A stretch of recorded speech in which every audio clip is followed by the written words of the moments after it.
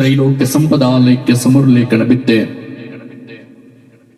ಸಚ್ಚಿದಾನಂದ ರೂಪಾಯ ಶಿವಾಯ ಪರಬ್ರಹ್ಮಣೇ ನಮಃ.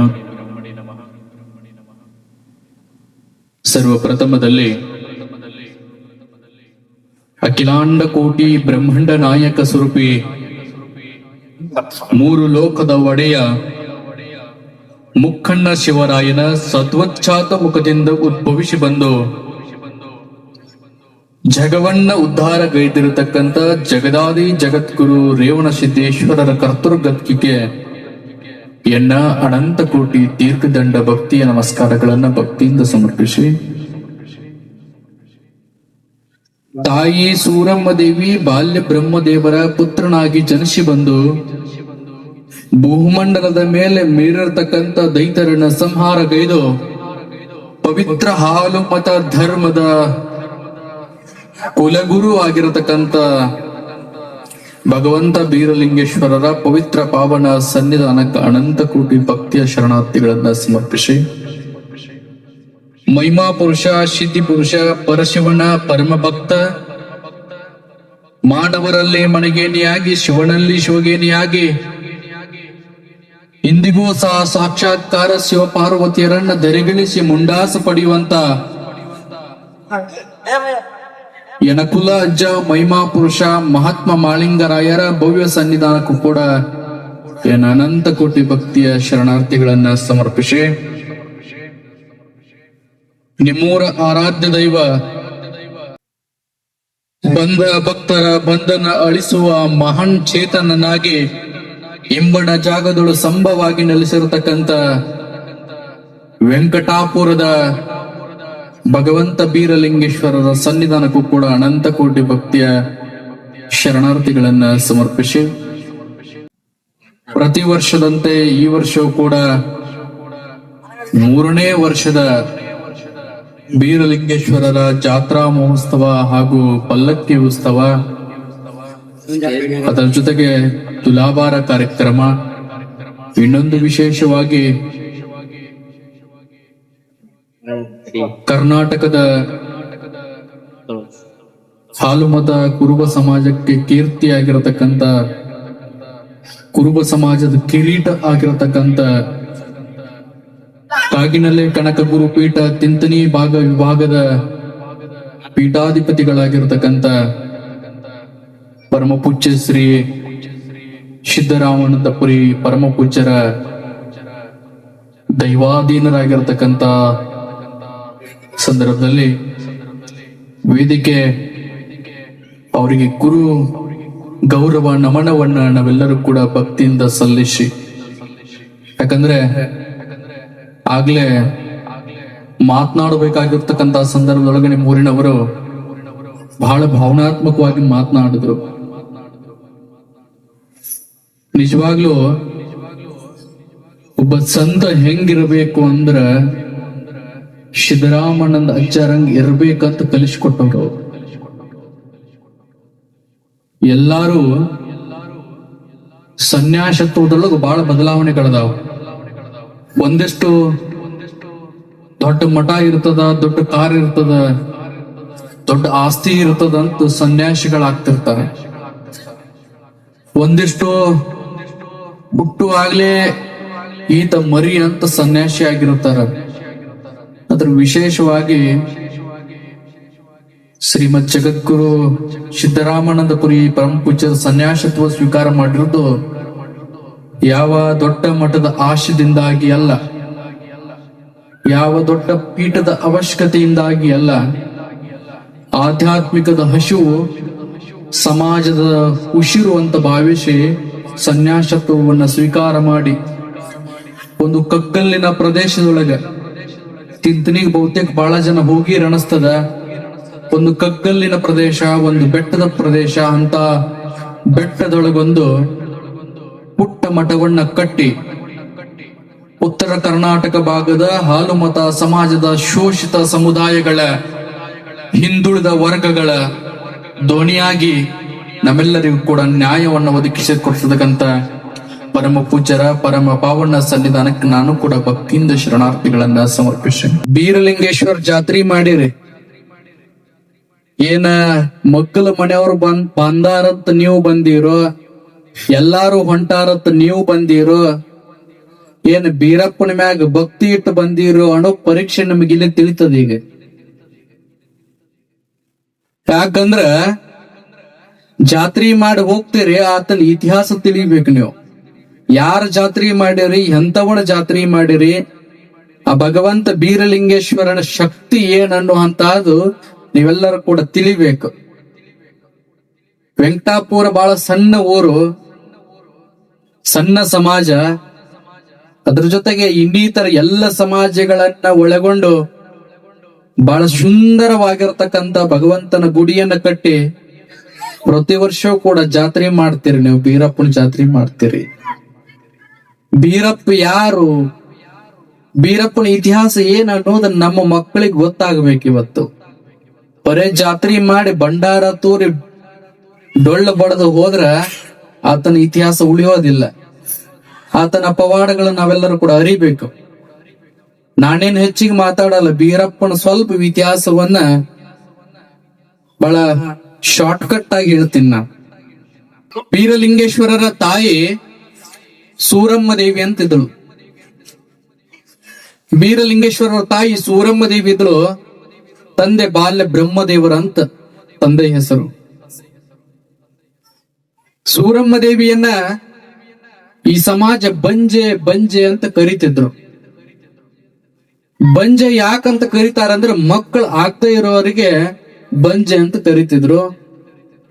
ಮದುವೆ ಆಗಿ ಬಹಳ ದಿನಾನ ಆಗಿತ್ತು, ಆದ್ರ ಸೂರಮ್ಮ ದೇವಿಗೆ ಪುತ್ರ ಪ್ರಾಪ್ತಿ ಆಗಿರ್ಲಿಲ್ಲ ಅಂತ. ಇಡೀ ಸಮಾಜ ಬಂಜೆ ಬಂಜೆ ಅಂತ ಸೂರಮ್ಮ ದೇವಿಯನ್ನ ಕರೆದ್ರೆ ಸೂರಮ್ಮ ದೇವಿಗೆ ಬೇಜಾರಾಗಿರ್ಲಿಲ್ಲ, ನೋವು ಆಗಿರ್ಲಿಲ್ಲ.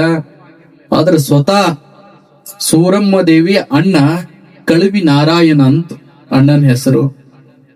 ಎಲ್ಲಾರು ಕರೆದ್ರ ಸಹಿಸಿಕೊಂಡಿರ್ತಕ್ಕಂಥ ತಾಯಿ ಸೂರಮ್ಮ ದೇವಿ ಅಣ್ಣನೂ ಕೂಡ ಒಂದು ದಿನ ಬಂಜೆ ಅಂತ ಕರಿತಾನ. ಯಾಕೆ ಬಂಜೆ ಅಂತ ಕರಿತಾನಂದ್ರೆ ಕಳವಿ ನಾರಾಯಣ ಶಿವನ ಪ್ರಿಯ, ಶಿವನ ಭಕ್ತನಾಗಿರತಕ್ಕಂತ ಕಳವಿ ನಾರಾಯಣ ದಿನವೊಂದ ಕಾಲದೊಳಗೆ ಭಗವಂತನ ಸೇವೆಯನ್ನ ಮಾಡ್ತಿರ್ತಾನ. ಪರಮಾತ್ಮನ ಸೇವೆಯನ್ನ ಕಳವಿ ನಾರಾಯಣ ಮಾಡ್ತಿರ್ತಾನಂತ. ಕಳವಿ ನಾರಾಯಣ ಸೂರಮ್ಮ ದೇವಿಯ ಅಣ್ಣ ಭಗವಂತನ ಸೇವೆ ಮಾಡುವಾಗ ಅವನಿಗೆ ಅರಿವಾಗ್ತದ, ಒಂದು ದಿನ ನಾನು ಕಾಶಿ ಯಾತ್ರೆಗೆ ಹೋಗಿ ಬರಬೇಕು ಅಂತ ಕಳವಿ ನಾರಾಯಣಗೆ ಅನಿಸ್ಬಿಡ್ತದ.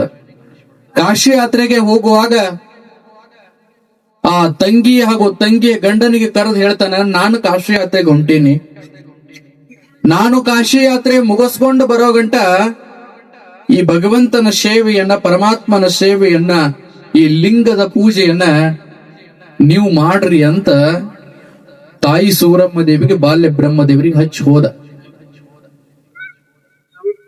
ಪರಮಾತ್ಮನ ಪೂಜೆಯನ್ನ ಬಹಳ ಶ್ರದ್ಧಾಪೂರ್ವಕವಾಗಿ ತಾಯಿ ಸೂರಮ್ಮ ದೇವಿ ಬಾಲ್ಯ ಬ್ರಹ್ಮದೇವರು ನಿರಂತರವಾಗಿ ಮಾಡ್ತಿದ್ರು. ಸೇವಾ ಬಹಳ ಭಗವಂತನ ಹಿಡಿಸ್ಬಿಟ್ಟಿತ್ತು. ಕಾಶಿ ಯಾತ್ರೆ ಮುಗಿಸ್ಕೊಂಡು ಕಳವಿ ನಾರಾಯಣ ವಾಪಸ್ ಬರ್ತಾನ ಊರಿಗೆ. ಎಲ್ಲರ ಮನಸ್ಸೊಳಗೆ ಏನಾಗಿಬಿಟ್ಟಿತ್ತಂದ್ರ ಕಳವಿ ನಾರಾಯಣನಕ್ಕಿಂತ ಚಲೋ ಪೂಜೆ ಈ ಸೂರಮ್ಮ ದೇವಿ ಹಾಗೂ ಬಾಲ್ಯ ಬ್ರಹ್ಮದೇವರು ಮಾಡ್ಲಿಕ್ಕತ್ತಾರ ಅಂತ ತಿಳ್ಕೊಂಡು ಎಲ್ಲರೂ ಸಭಾಷ್ ಅಂತಿದ್ದರು ಊರಾಣವರೆಲ್ಲರೂ. ಸೂರಮ್ಮ ದೇವಿ ಹಾಗೂ ಬಾಲ್ಯ ಬ್ರಹ್ಮದೇವರ ಪೂಜೆ ಜನರಿಗೂ ಹಿಡಿಸಿತ್ತು, ಪರಮಾತ್ಮನಿಗೂ ಹಿಡಿಸಿತ್ತು. ಆ ಕಳವಿ ನಾರಾಯಣ ಅನ್ಕೊಂತಾನ, ನಾನು ಹಂಗ ಬಿಟ್ಟಿ ಅಂದ್ರೆ ನನಗ್ ಪೂಜೆ ಬಿಡಿಸ್ಬಿಡ್ತಾರ ಇವ್ರು, ಹೆಂಗರೆ ಮಾಡಿ ಇವ್ರ ಕಡೆ ಪೂಜೆ ನಾನ್ ತಗೋಬೇಕಂತ ತಿಳ್ಕೊಂಡ್ ಕಳವಿ ನಾರಾಯಣ ಒಂದು ಮಾತು ಹೇಳ್ಬಿಡ್ತಾನೆ, ನಾನು ಕಾಶಿ ಯಾತ್ರೆಗೆ ಹೋಗಿದ್ದೆ, ಪರಮಾತ್ಮನ ದರ್ಶನ ಆಗಿತ್ತು. ಕಾಶಿ ಯಾತ್ರೆ ಒಳಗ ನನಗೊಂದು ಶ್ರುತಿ ನೆನಪಾಗ್ಯದ, ಹುಟ್ಟಿ ಬಂಜಿಯ ಕೈಯಲ್ಲಿ ಮುಟ್ಟಿ ಸೇವಾ ಪರಮಾತ್ಮನಿಗೆ ಮಾಡಬಾರದು ಅಂತ ಕಾಶಿ ಒಳಗೆ ಹೇಳ್ತಿದ್ರು ಅಂತ ಹೇಳಿಬಿಟ್ಟ. ತಾಯಿ ಸೂರಮ್ಮನ ಮನಸ್ಸಿಗೆ ಬಹಳ ನೋವಾಗ್ತದ. ಭಕ್ತಿ ಮಾಡಬೇಕಾಗಿತ್ತಂದ್ರೆ ಯಾವ ಜಾತಿ ಬೇಕಾಗಿಲ್ಲ, ಯಾವ ಧರ್ಮ ಬೇಕಾಗಿಲ್ಲ, ಯಾವ ಲಿಂಗ ಬೇಕಾಗಿಲ್ಲ. ಭಕ್ತಿ ಒಂದಿದ್ರೆ ಸಾಕು, ಭಗವಂತನ ಸೇವಾ ಅದು ದೊಡ್ಡದು ಅಂತ ಅವ್ರು ತಿಳ್ಕೊಂಡಿದ್ರು. ಆದ್ರ ಸೂರಮ್ಮ ದೇವಿಗೆ ನೋವಾಯ್ತು. ಅವಾಗ ತಾಯಿ ಕರಳಿಗೆ ಹೆಂಗ ಆಗ್ತದಂದ್ರ, ಜಗತ್ತು ಬಂಜಿ ಅಂದ್ರು ಬೇಜಾರಾಗದೆ ಇರೋಂತ ತಾಯಿ ನನ್ನ ಸ್ವಂತ ಅಣ್ಣ, ಒಡ ಹುಟ್ಟಿದ ಅಣ್ಣ ನನಗ ಬಂಜಿ ಅಂತ ಕರೆದಲ್ಲ ಅಂತ ತಿಳ್ಕೊಂಡು ಘೋರವಾಗಿರತಕ್ಕಂಥ ತಪಸ್ಸಿಗೆ ಕುಂಡಿರ್ತಾಳ ಸೂರಮ್ಮ ದೇವಿ. ಎಂತ ಘೋರವಾಗಿರತಕ್ಕಂಥ ತಪಸ್ಸು ಮಾಡ್ತಾಳಂದ್ರ, ಭಗವಂತ ನೀನು ಬಂದು ನನಗ ಪುತ್ರ ಪ್ರಾಪ್ತಿಯ ಆಶೀರ್ವಾದ ನೀನು ಮಾಡದೆ ಹೋದ್ರೆ ನನ್ನ ಪ್ರಾಣ ತ್ಯಾಗ ಮಾಡ್ತೀನಿ ಅಂತ ತಿಳ್ಕೊಂಡು ಒಂದು ಘೋರವಾಗಿರತಕ್ಕಂಥ ಅರಣ್ಯದೊಳಗ ತಾಯಿ ಸೂರಮ್ಮ ದೇವಿ ತಪಸ್ಸಿಗೆ ಕುಂತು ಬಿಡ್ತಾಳಂತ. ತಾಯಿ ಸೂರಮ್ಮ ದೇವಿ ತಪಸ್ಸಿಗೆ ಕುಂತಳು. ಓಂ ನಮಃ ಶಿವಾಯ, ಓಂ ನಮಃ ಶಿವಾಯ ಭಗವಂತನನ್ನ ಆಹ್ವಾನ ಮಾಡ್ತಾಳ. ಕೈಲಾಸಕ್ಕೆ ಗೊತ್ತಾಗ್ತದ ಪರಮಾತ್ಮನಿಗೆ, ತಾಯಿ ನನ್ನನ್ನು ಅರಿಸಿ ತಪಸ್ಸು ಮಾಡ್ಲಿಕ್ಕತ್ತಾಳ ಅಂತ ತಿಳ್ಕೊಂಡು ಪರಮಾತ್ಮ ಆ ಸೂರಮ್ಮ ದೇವಿಯ ಮುಂದೆ ಪ್ರತ್ಯಕ್ಷರಾಗಿ ಕೇಳ್ತಾನ, ತಾಯಿ ನೀನು ಮಾಡಿರುವ ಶಿವ ಪೂಜೆಗೆ, ನೀನು ಮಾಡಿರುವ ಈ ತಪಸ್ಸಿಗೆ ನನ್ನ ಮನಸ್ಸು ಅತ್ಯಾನಂದವಾಗಿದೆ, ನಿನಗೆ ಏನು ವರ ಬೇಕು ಅಂತ ಪರಮಾತ್ಮ ಬಂದ. ಯಾರತ್ರ? ಸೂರಮ್ಮ ದೇವಿ ಹತ್ರ ಬಂದ. ಅವಾಗ ತಾಯಿ ಹೇಳ್ತಾಳ, ಇಡೀ ಜಗತ್ತು ನನಗ ಬಂಜಿ ಬಂಜಿ ನಿನಗ ಮಕ್ಕಳ ಆಗದೆ ಇರುವಾಕಿ ಅಂತ ಸಮಾಜಕ್ಕೆ ಕರೀಲಿಕ್ಕತ್ತದಪ್ಪ. ಅಷ್ಟೇ ಅಲ್ಲ, ನನ್ನ ಒಡ ಹುಟ್ಟಿದ ಅಣ್ಣನೂ ಕೂಡ ಹುಟ್ಟ ಬಂಜಿಯ ಕೈಯಲ್ಲಿ ಮುಟ್ಟಿ ಸೇವಾಗಳು ಬೇಡಂತ ನಿನ್ನ ಸೇವಾ ಮಾಡೋದು ನನಗ ಬಿಡಿಸ್ಯಾರ, ನನಗ ಪುತ್ರ ಪ್ರಾಪ್ತಿ ಆಶೀರ್ವಾದ ಮಾಡು ಅಂತ ಪರಮಾತ್ಮನ ಕೇಳ್ತಾಳ ಸೂರಮ್ಮ ದೇವಿ. ಅವಾಗ ಪರಮಾತ್ಮ ಹೇಳ್ತಾನ, ನಿನಗ ಪುತ್ರ ಬೇಕಲ್ಲ, ತಗೋ ಆಶೀರ್ವಾದ, ಉಡಿ ಒಳಗೆ ನನ್ನ ಪುತ್ರನನ್ನ ನೀಡ್ತೀನಿ ಅಂತ ಹೇಳ್ದ. ತಾಯಿ ಒಪ್ಲಿಲ್ಲ. ಈಗ ಮಕ್ಕಳೆಲ್ಲಾರ ಹೋಗಿ ಯಾರ್ದೋ ಮಗ ತಂದಾನಂತ ಮತ್ತೂ ಸಮಾಜ ನಿಂದ ಮಾಡ್ತದ, ಹಂಗ ಬ್ಯಾಡ, ನನಗ ನನ್ನ ಗರ್ಭದೊಳಗ ಬೆಳಿಬೇಕು, ನವಮಾಸ ತುಂಬಬೇಕು, ನನಗ ಪುತ್ರನ ಸೌಭಾಗ್ಯ ಸಿಗ್ಬೇಕು ಅಂತ ಹೇಳ್ತ. ಅವಾಗ ಪರಮಾತ್ಮ ಒಂದು ಮಾತು ಕೇಳ್ತಾನ, ನಿನಗ ಮಗ ನಿನ್ನ ಮನೆತನ ಬೆಳಗೋ ಮಗ ಬೇಕೋ ಏನು ಜಗತ್ತು ಬೆಳಗೋ ಮಗ ಬೇಕು ಅಂತ ಪರಮಾತ್ಮ ಎರಡು ಆಪ್ಷನ್ ಇಟ್ಟ. ಅವಾಗ ಸೂರಮ್ಮ ದೇವಿ ಹೇಳ್ತಾಳ, ನನಗೆ ಇಡೀ ಸಮಾಜನ ನಿಂದ ಮಾಡೈತಿ, ಅದ್ರೊಳಗ ನನ್ನ ಮನೆತನ ಬೆಳಗೋ ಮಗ ನನಗ ಬೇಕಾಗಿಲ್ಲ, ಇಡೀ ಜಗತ್ತು ಬೆಳಗೋ ಮಗನೇ ನನಗ ಬೇಕು ಅಂತ ತಾಯಿ ಸೂರಮ್ಮ ದೇವಿ ಉಡಿ ಒಟ್ಟಿ ಪರಮಾತ್ಮನ ಮುಂದೆ ನಿಂಡಿರ್ತಾವ. ಅವಾಗ ಪರಮಾತ್ಮ ಹೇಳ್ತಾನ, ನೋಡು, ನಿನಗ ಮಣಿ ಬೆಳಗು ಮಗ ಬೇಕಾಗಿದ್ದಂದ್ರ ನಿರಂತರವಾಗಿ ನಿನ್ನ ಜೊತೆಗಿರ್ತಾನ, ನೀ ಮಾಡುವ ಲಾಲನೆ ಪಾಲನೆ ಪೋಷಣೆಯನ್ನ ಅವ ಅನುಭವಿಸ್ತಾನ, ಮುಪ್ಪಿನ ಕಾಲಕ್ಕೆ ನಿನಗ ಆಸರಾಗಿ ನಿಂಡಿರ್ತಾನ. ಇಲ್ಲ ಜಗತ್ ಬೆಳಗೋ ಮಗ ನೀನ್ ಏನಾರ ಪಡ್ಕೊಂಡೆ ಅಂದ್ರ ಅವ ಹುಟ್ಟಿದ 3 ದಿವಸಿಗೆ ಮಣಿ ಬಿಟ್ಟು ಹೋಗ್ತಾನ ನೋಡು ಅಂತ ಹೇಳದ. ತಾಯಿ ಅಂತಾಳ, ಹುಟ್ಟಿದ ದಿನಾನ ಮಣಿ ಬಿಟ್ಟು ಹೋದ್ರು ಚಿಂತಿಲ್ಲ, ಅವ ನನ್ನ ಮಗ ಅಣಸ್ಕೋಬೇಕು, ಇಡೀ ಜಗತ್ತಿಗೆ ದೊಡ್ಡ ಅಣಸ್ಕೋಬೇಕು ಅಂದಾಗ ಆಯ್ತು. ಪರಮಾತ್ಮನ ಜೊತೆ ಹಠ ಮಾಡಿದಳು ಸೂರಮ್ಮ ದೇವಿ. ಆಶೀರ್ವಾದ ಮಾಡ್ತಾನ ಪರಮಾತ್ಮ. ನವಮಾಸಗಳು ತುಂಬತಾವು, ತಾಯಿ ಗರ್ಭವತಿ ಆಗ್ತಾಳ. ಅವ್ರ ಅಣ್ಣಿದ್ದಲ್ಲ ಕಳುವಿ ನಾರಾಯಣಗ ಬೊಟ್ಟಿ ಕಡಿತಿರ್ತದ. ಏನರೇ ನನ್ನ ತಂಗಿ ಮಗನಿಗೆ ಜನ್ಮ ಕೊಟ್ಲಂದ್ರ ನನ್ನ ಬಾಳಿ ಸುತ್ತಾಗಂಗಿಲ್ಲ, ಯಾಕಂದ್ರ ಶಿವನ ಪೂಜಾನೂ ಬಿಡಿಸೀನಿ, ಏನರೇ ಮಾಡಿ ಆಕಿ ನಮ್ಮ ಮಗ ಹುಟ್ಟದೇ ಇರುವಂಗ ನಾನ್ ನೋಡ್ಕೋಬೇಕಂತ ಆ ಕಳುವಿ ನಾರಾಯಣ ಮನಸ್ಸಿನೊಳಗ ವಿಚಾರ ಮಾಡ್ತಿರ್ತಾನ. ನೀವು ವಿಚಾರ ಮಾಡ್ಬೇಕು, ಮಾಳಿಂಗರಾಯ ಬೀರಲಿಂಗೇಶ್ವರ ಪವಾಡಗಳು ಹೆಂಗದವಂದ್ರ ಹುಟ್ಟಿದಾಗಿನ ಹಿಡ್ಕೊಂಡ ಪವಾಡಗಳು ನಾವು ಕೇಳೇವಿ. ಆದ್ರೆ ಬೀರಪ್ಪನ ಪವಾಡ ಹಂಗಲ್ಲ, ಹುಟ್ಟೋಕ್ಕಿಂತ ಮುಂಚಿತವಾಗಿ ತಾಯಿ ಹೊಟ್ಟಾಗಿದ್ದಾಗೆ ಪವಾಡ ಮಾಡ್ಯಾನ ಬೀರಪ್ಪ. ಹೆಂಗ ಪವಾಡ ಮಾಡ್ತಾನ? ಬೀರಲಿಂಗೇಶ್ವರ ಹೊಟ್ಟೆ ಒಳಗ ತಾಯಿ ಗರ್ಭದೊಳಗದಾನ.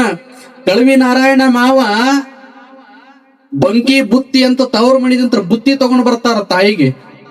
ಆ ಬುತ್ತಿ ಒಳಗೆ ಕಳುವಿ ನಾರಾಯಣ ವಿಷ ಹಾಕಿರ್ತಾನಂತ. ತವರು ಮಣಿದನ ಬುತ್ತಿ ಬರ್ತದ, ಬುತ್ತಿ ಬಿಚ್ಚಿ ಇಟ್ಟಿರ್ತಾರ, ತಾಯಿ ಮಲ್ಕೊಂಡಿರ್ತಾಳ ಒಳಗ. ಅವಾಗ ಹೊಟ್ಟ್ಯಾಗ ಬೀರಪ್ಪ ಇರ್ತಾನ, ಸಣ್ಣವ ಹೊಟ್ಟ್ಯಾಗದಾರ.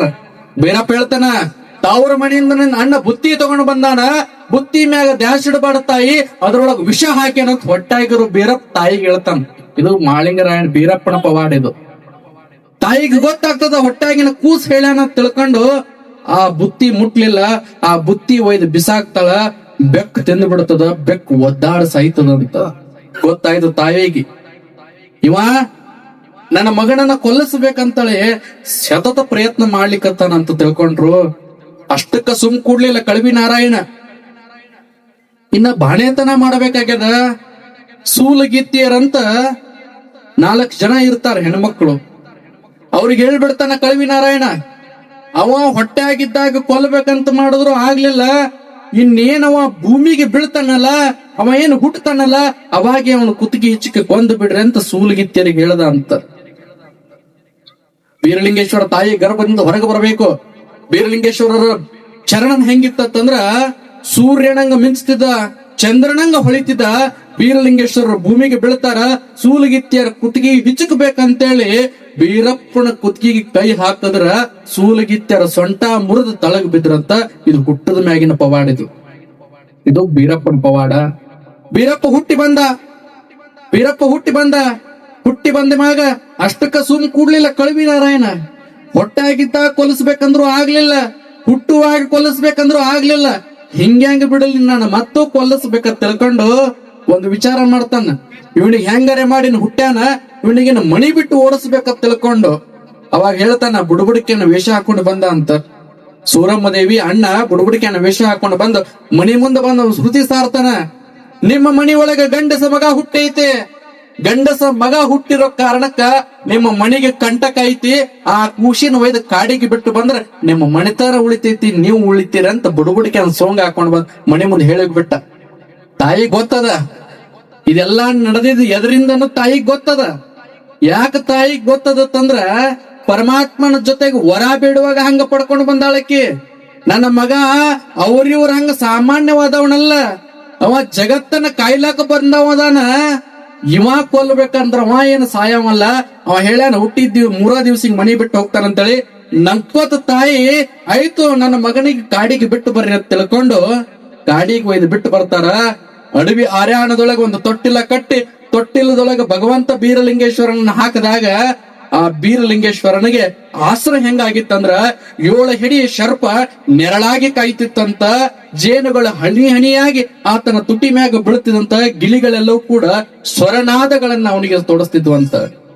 ಬೀರಲಿಂಗೇಶ್ವರ ತೊಟ್ಟಿಲದೊಳಗ ಮಕ್ಕೊಂಡನ ತಾಯಿ ಮಣಿ ಒಳಗ ನೆರಳಾಡ್ಲಕತ್ತಾಳ.